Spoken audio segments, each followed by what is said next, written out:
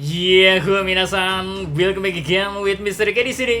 Pada kesempatan kali ini ya, Mr. K akan membahas sisi unik antara Luffy dan Loki yang gak taunya suka saling berhubungan, baik itu kesamaan atau bahkan sisi yang saling berkebalikan. Apakah memang ada pertanda antara Loki dan Luffy untuk cerita mendatang? Harusnya ada. So, biar memperjelas semua ya, mari kita langsung aja menuju ke kontennya, let's go. Yang pertama, relate with Nika. Pertama ya, kita bisa melihat bagaimana Luffy dan Loki sama-sama terkait dengan Sun God Nika. Ini tuh ibaratkan satu koin masih di keping yang sama tapi tiap sisinya berbeda. Nilai mereka tetap gak bisa dianggap serupa. Loki adalah tipikal karakter yang sempat atau bahkan masih mengakui dirinya merupakan Sun God alias Dewa Matahari. Nah, dalam satu kesempatan ya, Loki mengatakan ia merupakan seorang Sun God yang akan membawa dunia menuju akhir. Sebuah perkataan yang cukup gila, namun apa yang dikatain Loki tentunya bukan tanpa dasar, melainkan bukti bahwa dirinya kalau soal Sun God ya punya pengetahuan. Di kisah Elbaf sendiri ya, Nika memang bukan karakter yang selalu suci. Ia disebut punya berbagai persepsi. Ada yang menganggapnya sebagai karakter yang membawa kegembiraan, namun tak sedikit juga yang meyakini ia sebagai pembawa kehancuran. Masing-masing raksasa di Elbaf meyakini nilai Sun God yang didasari dari kisah yang berujung mereka asumsiin sendiri. Kebetulan, Loki meyakini bahwa dirinya lah Sun God yang berperan untuk membawa kehancuran. Hal ini berkebalikan dengan Luffy. Padahal dia Sun God Nika original lah ya, tapi masih belum sadar diri, Tapi ia membahas sisi lain dari Sun God Nika, yaitu harapan dan kebahagiaan. Terlepas dari ia mengetahui jati dirinya atau belum. Terus gimana soal sifatnya? Ini yang menarik. Tadinya aku langsung judge ya, Loki sebagai karakter dengan catatan hitam. Seiring perkembangan cerita, ia perlahan mengalami perkembangan yang menunjukkan kayaknya Loki gak seburuk itu dah. Bahkan di chapter terbaru aja, kita lihat lah Loki bakal bekerja sama Luffy kok untuk ngusirin sama maybe. Beda sama Orbaga Sencho yang semuanya udah terlihat jelas. Motif tindakan memang belum diketahui pasti, tapi hasilnya bisa diketahui. Luffy menghasilkan kebahagiaan, sedangkan Loki wujud kehancuran dan ketakutan. Dua sisi Nika yang sama-sama diwakilkan keduanya, bukan? Kini menarik jika kita nantinya mendapat informasi soal buah iblis Loki. Karena meski nanti kita tahu jawabannya bukan Nika ya, gimana kalau rupanya masih berkaitan dengan unsur Sun God? Toh gimana pun ya, ini buah iblis legendaris. Dan pemerintahan dunia aja sampai melabeli Loki secara khusus. Hal menarik lainnya soal keterlibatan Loki dan Luffy terkait Nika ada pada cara mereka tertawa. Jangan salah ya, di serial lain tertawa cuma jadi unsur komedi, tapi di One Piece terkadang tawaan bisa membawa esensi. Loki yang tengah membuat kehancuran secara mengejutkan pernah menunjukkan pose tertawa yang sangat mirip dengan pose tertawa Luffy yang bertransformasi menjadi Gear 5. Kebetulan bisa jadi ini ada makna tapi masih menjadi rahasia yang disimpan Maestro Oda. Apa artinya? Kita masih perlu sabar buat menanti jawabannya. Kita lanjut ke poin kedua nih ya. Sepele sih, tapi keterlaluan samanya. Semisal kalian perhatikan, apa salah satu ciri khas Luffy yang sering kita jumpai kalau ia ketemu sama karakter baru? Yap, suka salah sebut nama.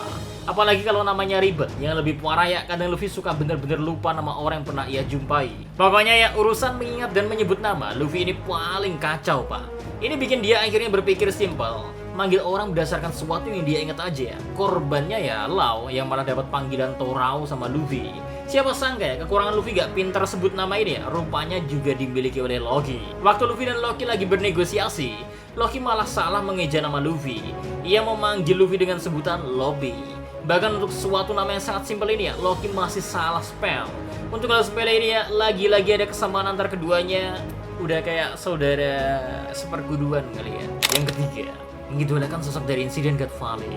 Ketiga ya, ada kesamaannya begitu tergambar dari Luffy dan Loki. Meski pada akhirnya sisinya saling berlawanan, baik Loki serta Luffy ya, gak taunya mengidolakan tokoh yang terlibat pada insiden God Valley. Luffy sangat mengidolakan Roger serta anak buahnya Roger ya, yakni Shanks. Roger diidolakan Luffy mengingat gelar Roger sendiri sebagai Raja Bajak Laut. Lalu Shanks merupakan sosok yang membuat Luffy sangat mengagumi bajak laut, kemudian berniat menjadi sosok bajak lautan hebat. Makanya Gap gak seneng sama Shanks karena bikin Luffy gak mau jadi marin. Loki pun demikian, ia pernah mengidolakan satu orang yang jadi pelaku insiden God Valley, yakni Rox the Sebek. Menarik bukan? Gimana keduanya dapat mengidolakan pihak yang berhubungan walau masih tetap berlawanan. Nah, pada akhirnya, kesamaan mengidolakan seorang bajak laut ya membuat hubungan antara Luffy dan Loki makin menguat. Loki bisa memancing Luffy soal informasi yang ia punya terkait Shanks, namun yang ia katakan juga bukanlah sebuah kebohongan. Terlepas dari segala reputasinya, Loki nampak gak mau membohongi orang yang punya kesamaan dengannya. Loki menyadari betul perihal keinginan bertemu dengan sosok yang dia kagumi. Makanya ia mau bernegosiasi dengan Luffy tanpa membuat kebohongan. Tergantung Luffy aja ya, mau nerimanya atau enggak. Mengingat banyak pihak yang nggak pengen Luffy ngelepas Loki sepenuhnya. Ini belum kalau mereka curhat-curhatan, mengingat keduanya sama-sama ditolak juga oleh tokoh idolanya buat menjadi bagian dari kru mereka. Loki pernah meminta langsung buat Rock Sebek menerimanya sebagai kru, tapi ditolak sama Rock selantaran nggak mau meladeni bocah. Diajak duel buat unjuk kebolehan, berujung Loki harus menerima kekalahan. Uniknya ya, Rock Sebek sampai dikritik oleh Shirohige, cuman lawan bocah doang kok sampai harus pakai senjata. Ya kayaknya Rock emang cuman mau buktiin lelaki sejati tidak boleh meremehkan lawannya siapapun itu. Gokil sih. Luffy juga sama, ia mengidolakan Shanks yang sangat ingin bergabung, tapi Shanks menolak karena gimana pun ya Luffy masih terlalu muda dan belum cukup kuat. Demi menunjukkan tekad Luffy ya, dia berbuat nekat Luka yang ada di bawah mata kirinya merupakan hasil upaya pembuktian Shanks terkait keberaniannya. Wow. Namun pada akhirnya Shanks tetap tak membawa Luffy ke kapalnya Meski demikiannya Shanks memberikan topi jerami yang sekaligus menjadi janji Luffy akan mengembalikannya jika ia telah jadi bajak laut hebat di suatu hari nanti. Menarik sih, melihat Loki juga senantiasa menutup matanya dengan perban.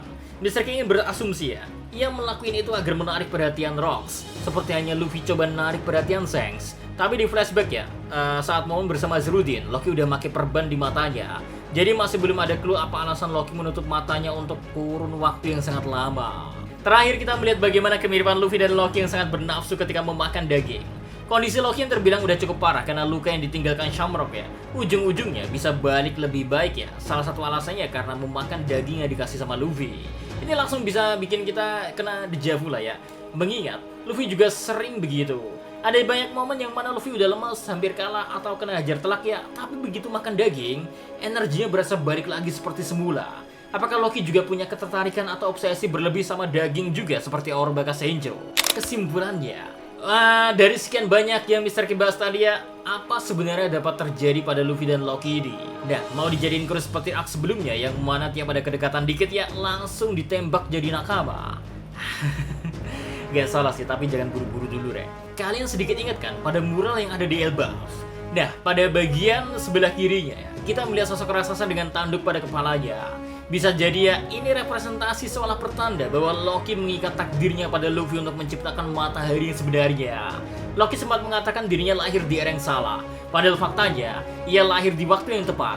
Berbeda dengan Roger yang lebih dulu membuat dirinya tidak bisa seera dengan Joy Boy, justru Loki mendapat kesempatan untuk bisa bertarung bersama Sun God Nika yang asli.